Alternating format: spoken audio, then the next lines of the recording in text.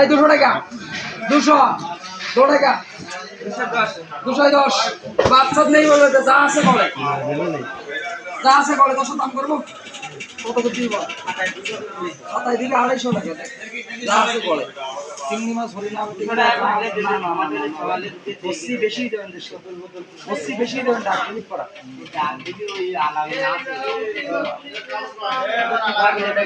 না যাবে না 250 টাকা কিলো